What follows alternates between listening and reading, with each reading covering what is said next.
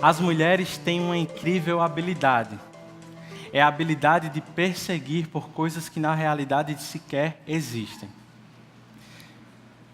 Muito cuidado como você vai reagir a partir de agora, homem. Isso pode lhe custar perseguição. Certa vez eu estava assistindo um documentário sobre uma artista americana. E quando a Aline chegou em casa, eu resolvi contar a ela sobre o que tinha assistido. E tinha achado muito interessante o documentário.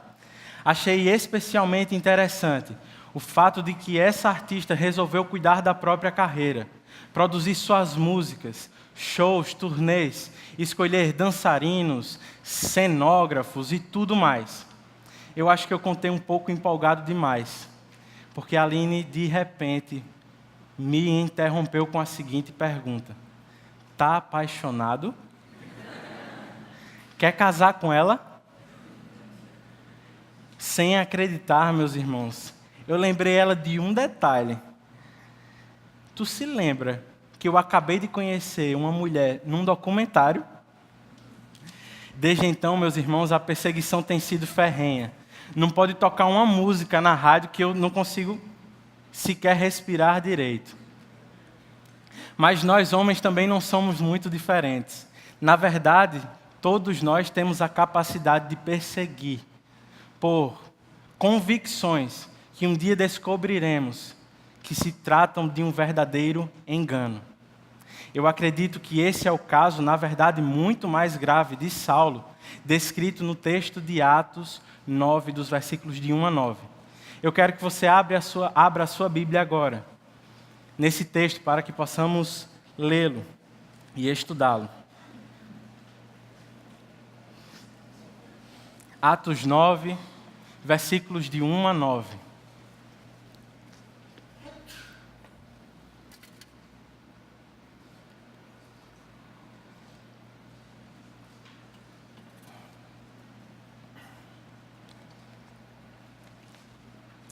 O texto nos diz o seguinte: enquanto isso, Saulo ainda respirava ameaças de morte contra os discípulos do Senhor.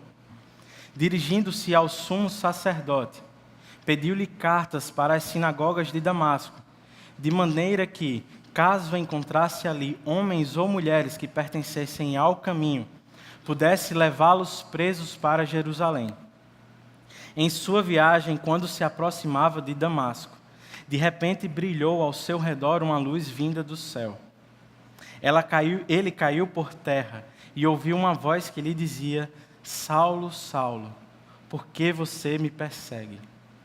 Saulo então perguntou: quem és tu, Senhor?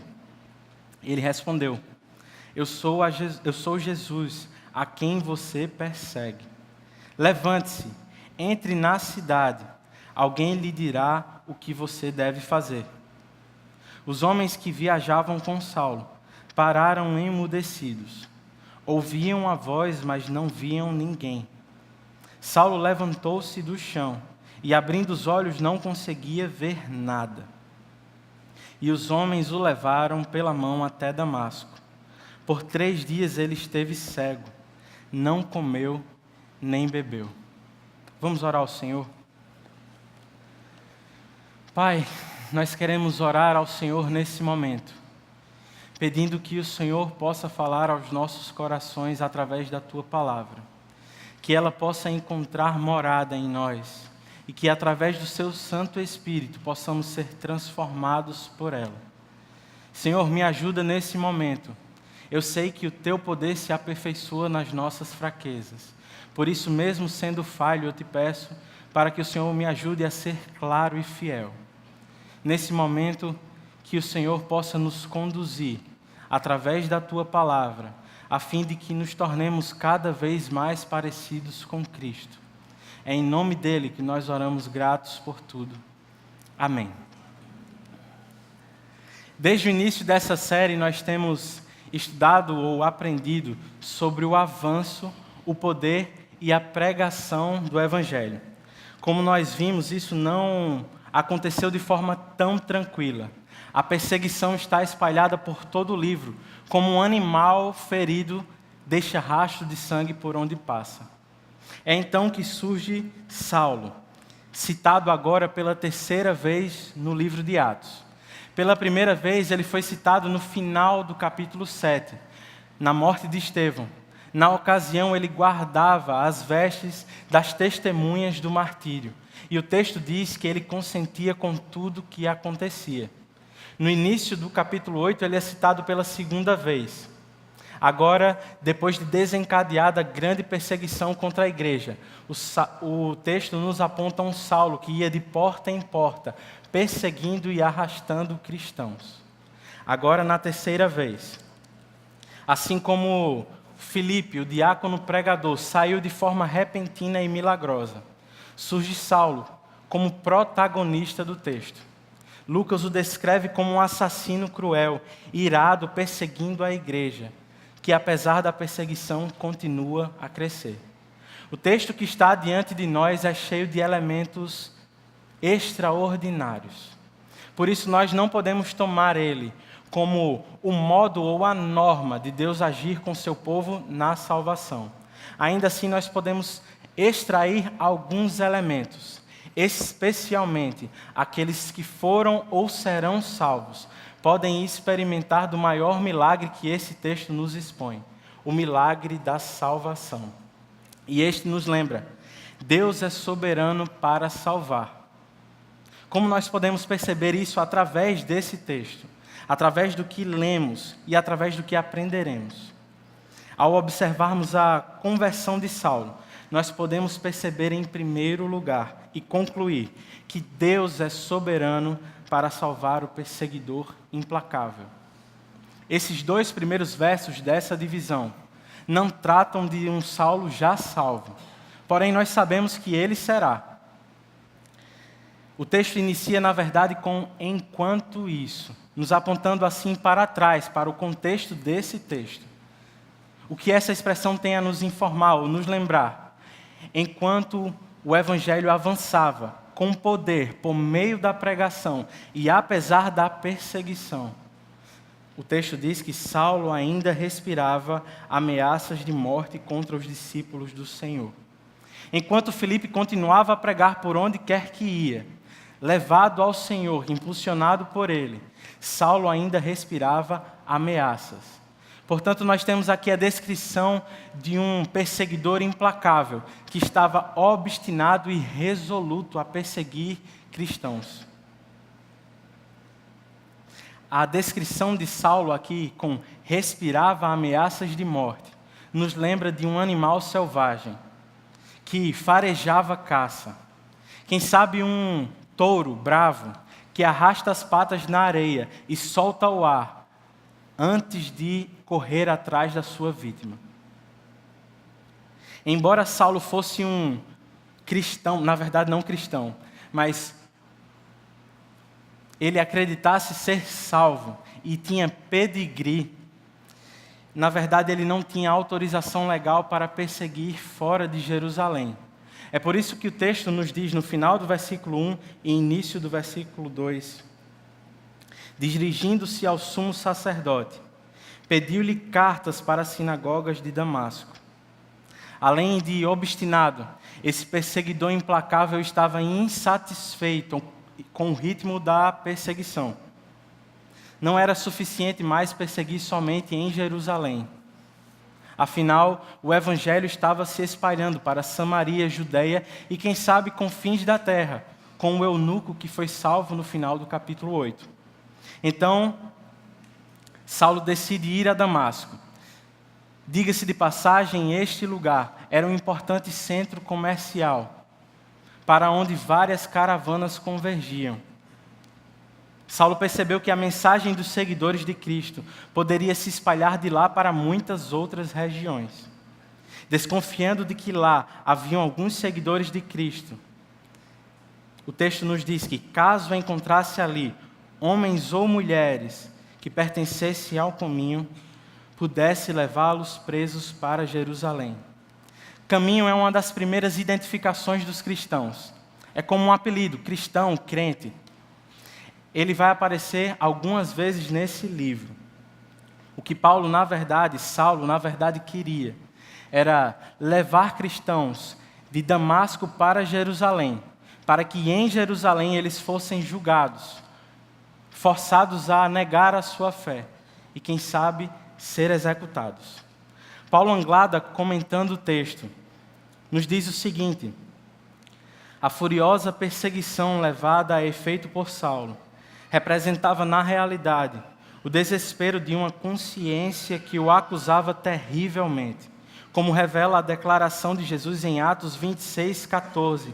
Dura coisa é recalcitrares contra os aguilhões. Saulo, meus irmãos, achava que estava no controle, nas rédeas da sua vida, mas na verdade estava sendo conduzido pela soberana vontade de Deus, ainda que resistindo, como um animal que dá coices em espinhos. Os aguilhões eram colocados na carroça, a fim de que o cavalo não desse coices para se desvencilhar dela. Paulo Anglada continua: ele não havia esquecido o testemunho de Estevão, nem o seu rosto brilhando como a face de anjos, resplandecendo a glória de Deus. Provavelmente ecoava nos seus ouvidos a oração de Estevão pelos que o martirizavam: Senhor Jesus, recebe o meu espírito. Senhor Jesus, não lhes imputes este pecado. A minha pergunta é assim que você se encontra hoje, perturbado pelas verdades de Deus? Será que você continua como Saulo, resistindo, coiceando os espinhos? Talvez você sinta curiosidade de aprender a Bíblia.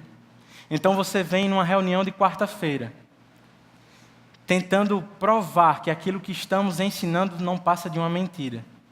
Então você vem de novo. Quem sabe você vem num domingo, e a cada fala você tenta de novo se convencer de que aquilo que estamos falando é uma mentira. Lembre-se, Deus é soberano para salvar até o pior dos pecadores. Por mais que você tente, saiba que é impossível resistir a Deus. Se Ele tiver negócios com você, não haverá como impedir o avanço do Evangelho no seu coração. Aqui é importante lembrar também, algumas pessoas acham que podem escolher a Deus. Acham que podem escolher não pecar. Mas através de Saulo nós podemos nos lembrar que ele não poderia, na verdade não gostaria, nunca escolheria a Cristo. Se alguém chegasse para Saulo dizendo que em Damasco, ou no caminho para Damasco, ele ia se encontrar com Cristo, provavelmente ele riria. Ou na melhor das hipóteses, se ele acreditasse, ele fugiria. Aliás, na salvação, meus irmãos, não há mérito algum dos salvos. Se você ainda resiste por achar que não é merecedor, saiba que não é mesmo. Eu não sou, nenhum dos que se encontram aqui é. Nós somos salvos pela graça.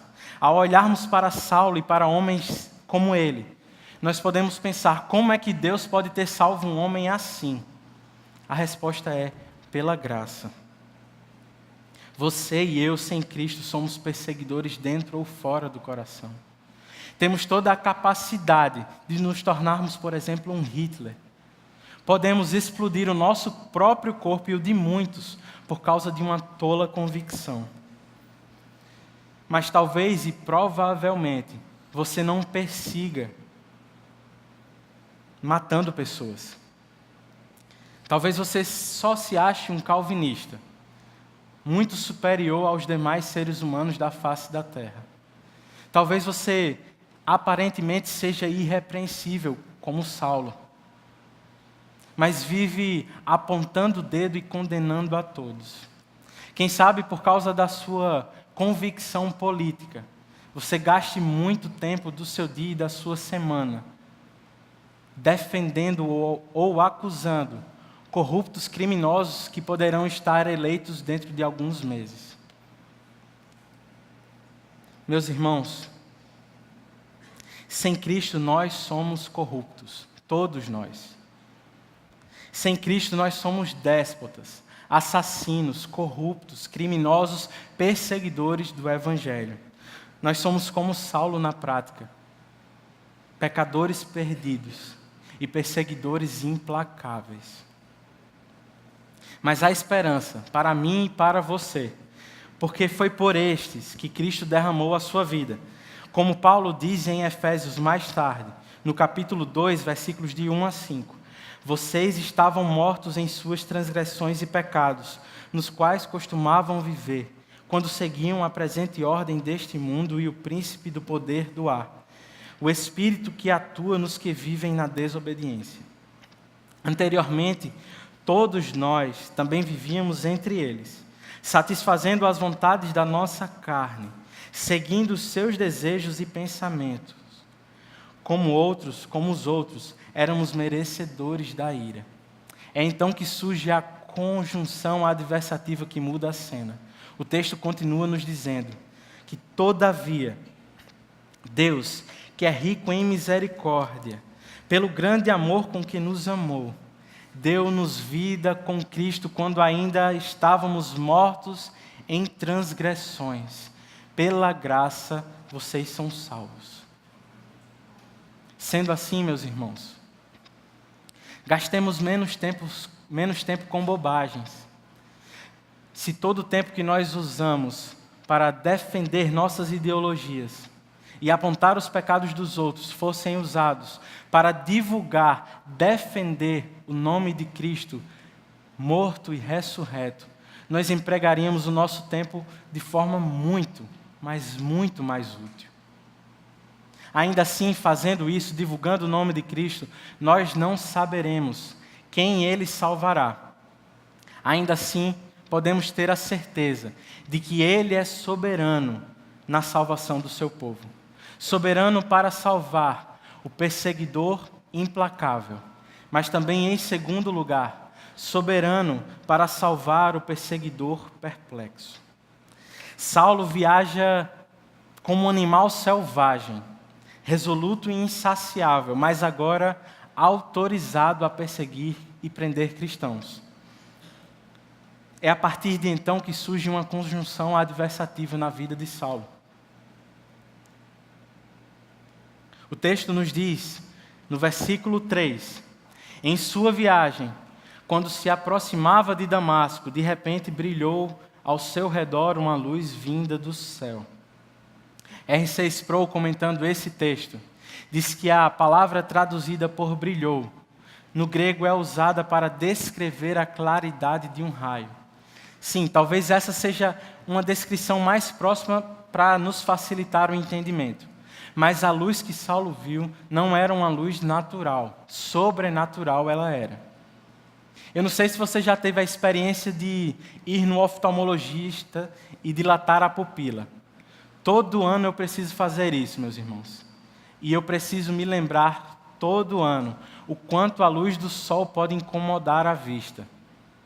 Todas as vezes que eu saio, geralmente no final da manhã, eu não consigo sequer abrir os olhos, que ficam lacrimejando. Parece que eu choro, sem motivo nenhum. Agora imagine Saulo. A luz que ele viu, de acordo com outro relato, surgiu aproximadamente ao meio-dia. Essa luz era mais clara do que a mais clara luz do dia. Qual é o resultado? O texto nos diz que ele caiu por terra. E a pergunta que geralmente surge é a capciosa pergunta: ele caiu do cavalo? E embora não seja a coisa mais importante do texto, talvez seja uma pergunta que Diogo faria à dona Petronila Neri. Ela provavelmente devia ter uma sábia resposta. Paulo Anglada, comentando o texto, diz o seguinte: bem, provavelmente uma viagem desse porte, que poderia durar até uma semana, dificilmente seria feita a pé. Então sim, provavelmente ele e aqueles que o acompanhavam poderiam estar em cima de animais, talvez um cavalo. Mas essa não é a informação mais importante do texto. Mais importante é o que ele ouve ao chão. Ele caiu por terra e ouviu uma voz que lhe dizia: Saulo, Saulo, por que você me persegue? Meus irmãos, imaginem os instantes de terror que Saulo estava vivenciando agora. aquele que aterrorizava e arrastava os que eram do caminho, está agora aterrorizado e acuado no chão. E apesar dele não ver, a pergunta que ele faz é no mínimo intrigante. Ele pergunta ao Senhor no início do verso 5: quem és tu, Senhor?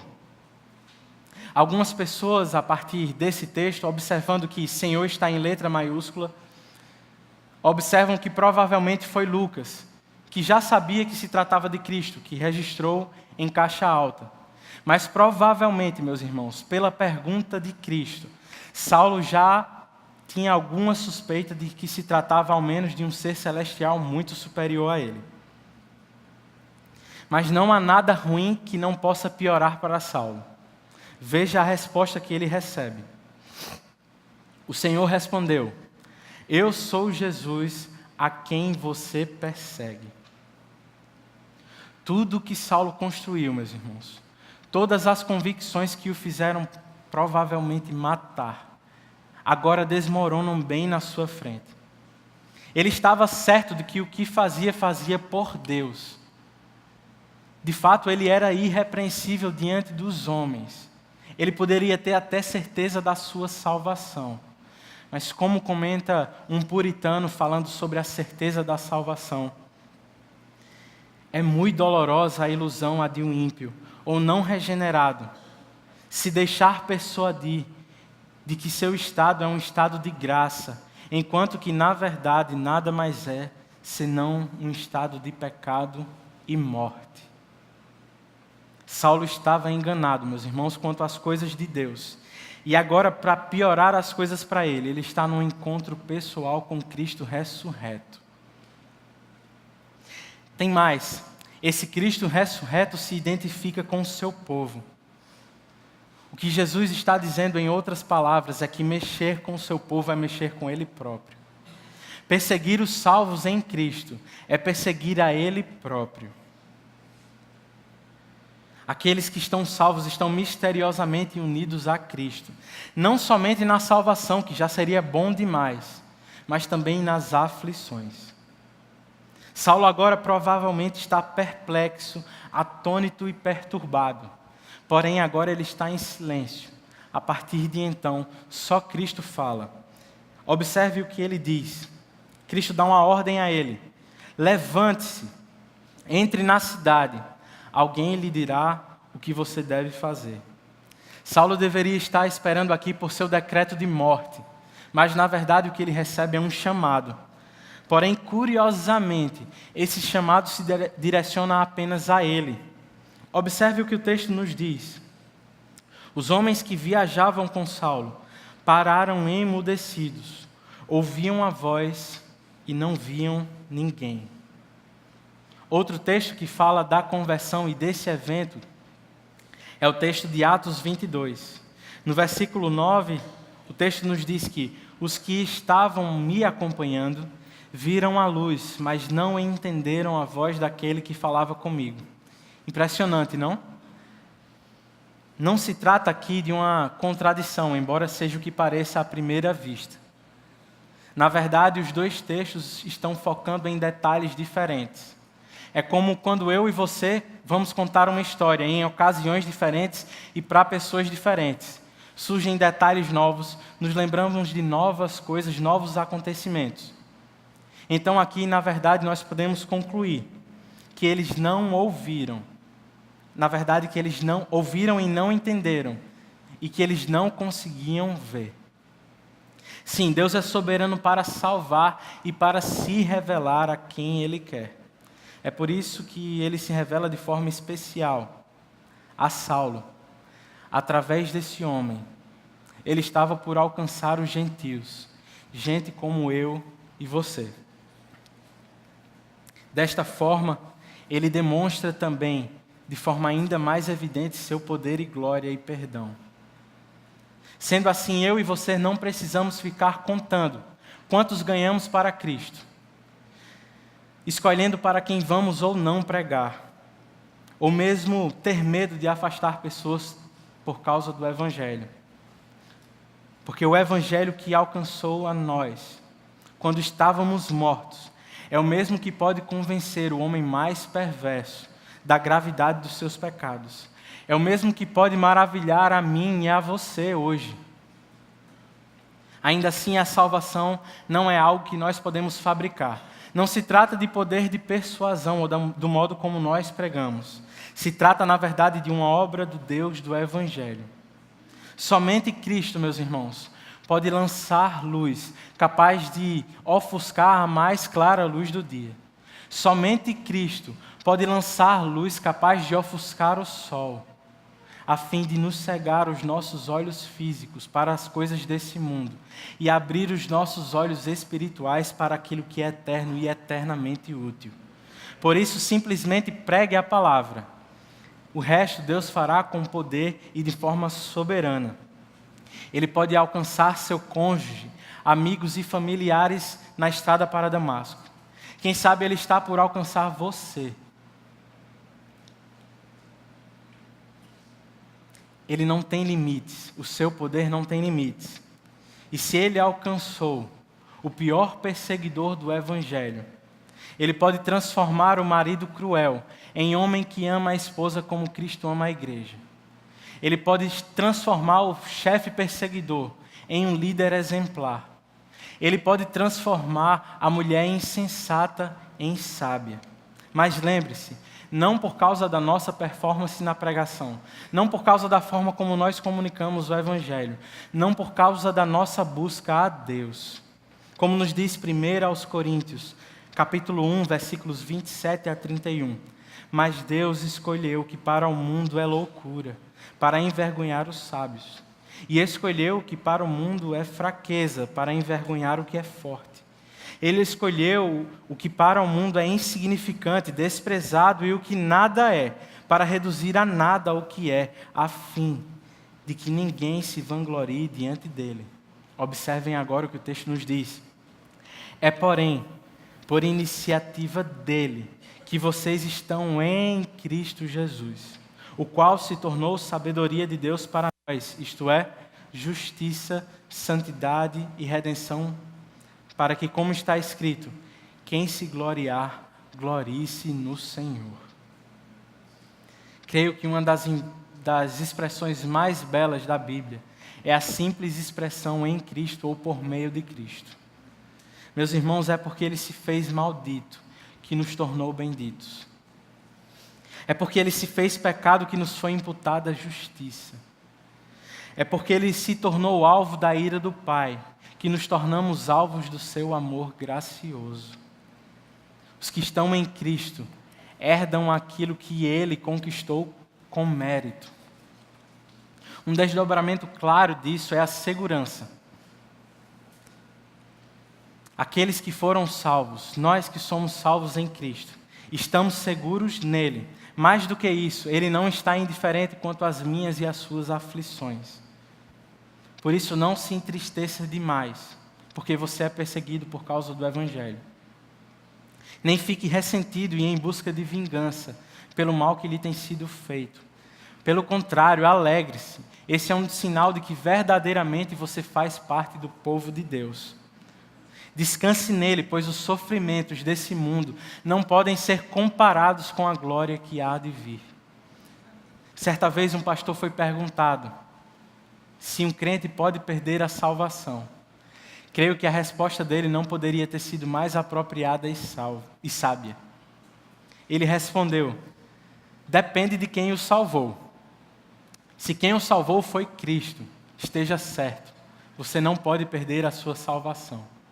Eu acredito que é isso que Romanos 8 tem a nos dizer. Nada pode nos separar do amor de Deus que está em Cristo Jesus, nosso Senhor. Não há perigo, espada, fome, nudez, distância, altura, profundidade. Nada pode nos separar do amor de Deus. Por quê? Porque estamos em Cristo Jesus, meus irmãos. Por isso, descanse nos braços daquele que conquistou a sua e a minha salvação. Nós podemos concluir que Deus é soberano para salvar? Eu acredito que sim. E especialmente do que temos visto a partir da conversão de Saulo e do que ele fez com ele, poderemos perceber em último lugar que Deus é soberano para salvar o perseguidor humilhado. Observe a primeira parte do versículo 8. Saulo levantou-se do chão e, abrindo os olhos, não conseguia ver nada. Meus irmãos, provavelmente Saulo estava de olhos fechados até agora. Ele sequer conseguiu abrir os olhos diante do Cristo ressurreto e glorificado. Talvez ele estava como Isaías, diante do trono de Deus, quebrantado e humilhado por seus pecados. Mas observe a parte B do verso 8. Os homens o levaram pela mão até Damasco. O Saulo, perseguidor do Evangelho, se tornou alvo da perseguição de Deus. O animal feroz que respirava ameaça contra as ovelhas do Senhor, agora foi domado e domesticado pelo caçador do céu. Aquele que esperava arrastar cristãos de Damasco, entra em Damasco carregado pela mão e cego. Sim, o orgulho de Saulo havia sido ferido. Mas agora, pelo menos, ele poderia se ver livre da escravidão do orgulho, da lei e do pecado. Deus tem seus meios peculiares, meus irmãos, de alcançar os seus. E eu penso também que é necessário destacar a obediência de Saulo a partir de então. Ele não recebe muitos detalhes daquilo que lhe acontecerá, mas não lhe resta outra coisa senão obedecer àquele que poupou a sua vida. Ele deve ter ido todo o caminho, depois do encontro com Cristo, até Damasco, refletindo sobre o que lhe aconteceu, porque foi poupado, o que lhe aconteceria. Outro texto que relata a conversão de Saulo está em Atos 26. E ele descreve alguns detalhes que complementam o que surge nos capítulos 9 e 22. O texto diz que o Senhor falou a Saulo: agora levante-se, fique em pé. Eu lhe apareci para constituí-lo servo e testemunha do que você viu ao meu respeito e do que lhe mostrarei. Eu o livrarei do seu povo e dos gentios, aos quais eu o envio, para abrir-lhe os olhos e convertê-los das trevas para a luz e do poder de Satanás para Deus, a fim de que recebam o perdão dos pecados e herança entre os que são santificados pela fé em mim.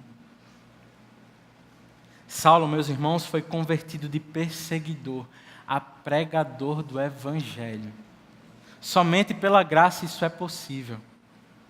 Deus salva homens assim, para que se torne muito mais evidente seu perdão, glória, poder, misericórdia, graça. Interessante também é observar como ele se comporta a partir de então. Além da obediência humilhada, o texto diz que por 3 dias ele esteve cego. O que ele fez? Não comeu nem bebeu. Saulo deve ter refletido muito, meus irmãos, sobre o que acabara de acontecer. Como nós vimos a partir do capítulo 26 de Atos, ele sabia que tinha sido chamado. Ele devia estar pensando: por que eu? Por que logo eu? Por que agora? Ou mesmo ele poderia estar pensando: quantas famílias foram destruídas por causa da minha perseguição? Mas é interessante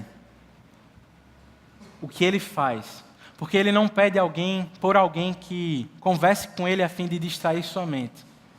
Ele não pede, como pedirá mais tarde, por alguém que leia para ele. Ele não pede por uns dias de férias, quem sabe numa praia na Grécia. Na verdade, o que ele faz?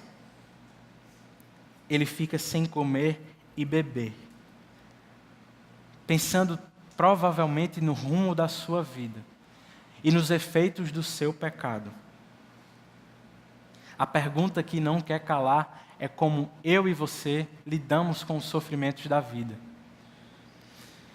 Meus irmãos, nós vivemos num mundo que nos oferece distrações e escapismos o tempo inteiro. Pode ser a comida, a bebida, o lazer, o sexo. Pode ser o trabalho. Pode ser um salão de beleza ou um shopping. O fato é que nós somos convidados a ligar a televisão e desligar a mente. Somos convidados a sair de casa para esquecer dos problemas. Em lugar de reflexão, diversão. Em lugar de seriedade, humor. Mas não me parece que é esse o modelo que a Bíblia nos aponta. Na verdade, o convite que ela nos faz é bem antiquado e contracultural.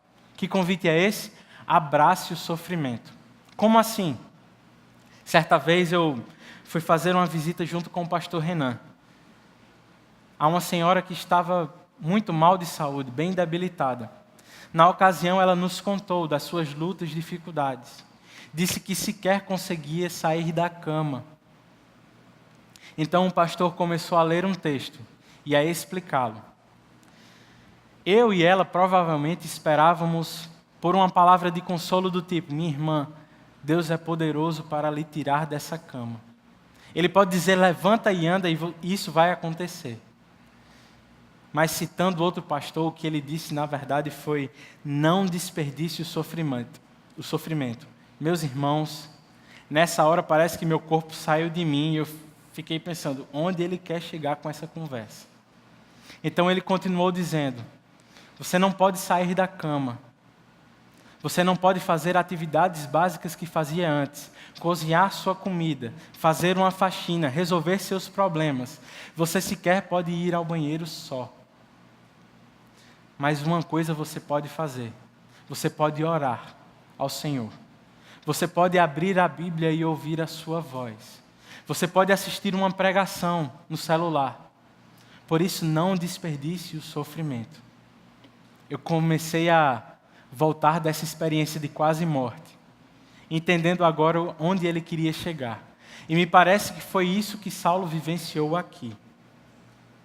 Os efeitos do encontro com Cristo foram fortes demais para que Saulo simplesmente os ignorasse. Ele estava cego, porém não perdeu tempo se lamentando da sua situação. Do contrário, ele se desfez daquilo que era mais elementar, as refeições, a fim de encontrar tempo para refletir. Quem sabe ele passou esses 3 dias orando, conversando com Deus, tendo mais encontros com Ele. Quem sabe ele pensou no que seria dele no futuro, como ele seria recebido pelos gentios, ou pior, como ele seria recebido pelos judeus. Um verdadeiro encontro com Deus tem essa característica, meus irmãos. Nós nos tornamos menos falantes e mais silenciosos. Menos falantes e mais ouvintes. Nos tornamos menos orgulhosos e mais humildes. Menos cheios de nossas ideias e mais cheios de Cristo. Talvez Cristo tenha levado você para a estrada de Damasco para trazê-lo para perto. Quem sabe sua estrada de Damasco não seja uma gravidez inesperada, repentina, ou a crise financeira, o desemprego, ou a doença, ou quem sabe a perda de um familiar, filho. Deus pode estar querendo te encontrar e saiba, não haverá como fugir dele. Se você tem dúvidas para o que Deus o chamou, se você tem dúvidas de qual curso deve cursar, de qual será o futuro da sua carreira, se você tem dúvidas se deve se dedicar a um trabalho secular ou ao ministério, tenha certeza de uma coisa, meu irmão.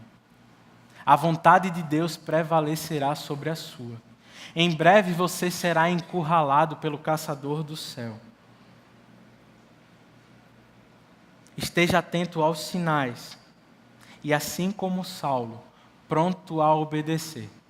E aqui eu não falo de uma obediência subjetiva, abstrata ou intuitiva. Se trata, na verdade, de conhecer a Cristo e ouvir e obedecer a sua voz. Todavia, você não deve você não deve esperar por um encontro como esse que Saulo teve, um encontro pessoal com Deus.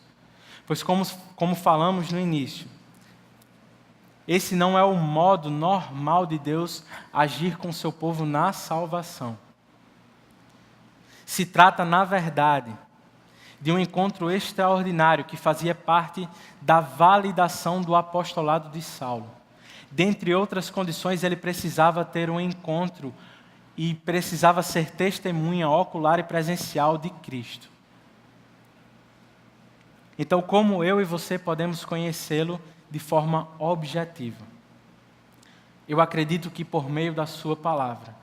A Bíblia é a revelação especial e objetiva de Deus para nós.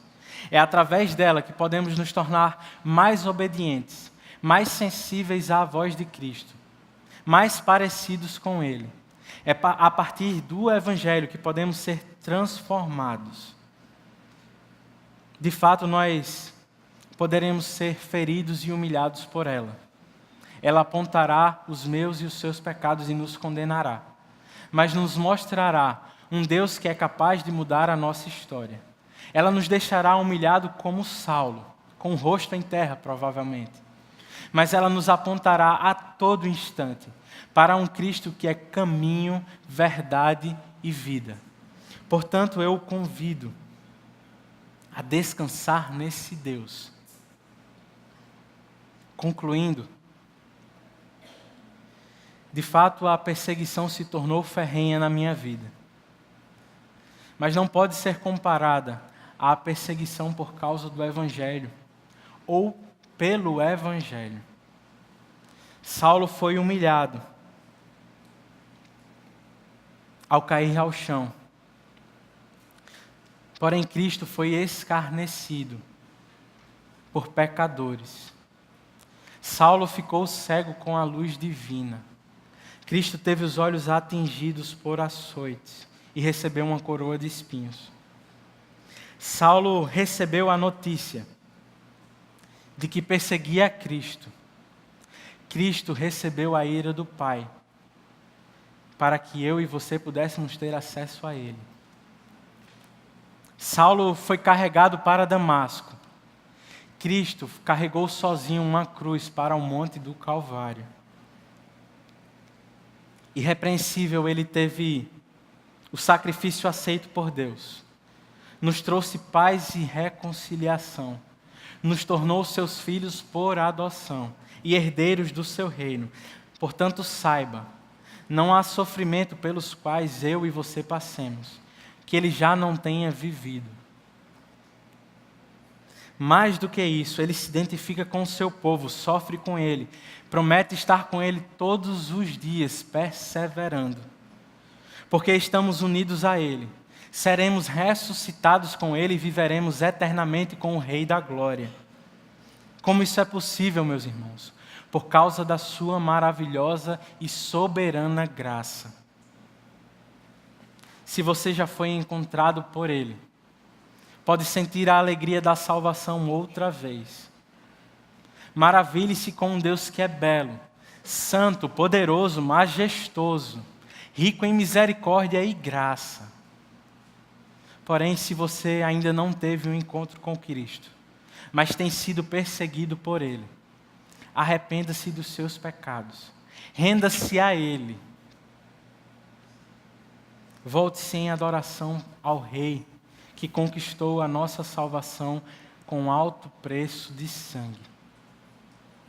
Nesse momento, eu quero convidar você a ficar de pé, para que juntos possamos nos voltar e responder em adoração àquele que nos resgatou.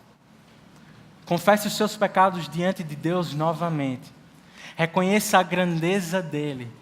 Cante que ele é digno de receber honra, glória e louvor por todo sempre. Reconheça a grandeza dele.